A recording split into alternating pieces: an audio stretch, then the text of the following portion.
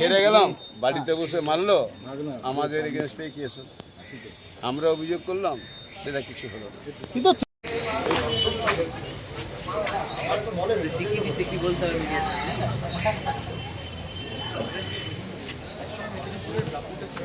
বিশ্বনাথদা আপনাকে অ্যারেস্ট করলো কেন?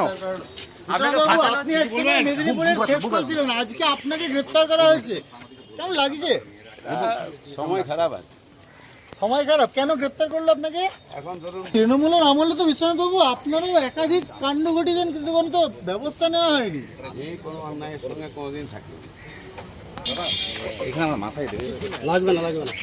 ঠিক আছে, বাড়িতে বসেছিলাম, পরাজয় হয়ে গেছিল, এসে বাড়িতে মারলো, অভিযোগ করলাম, আমার স্ত্রীকে মারলো, আমার বৌমাকে মারলো, আজকে আবার আমার দিকে কেসে যেতে হবে।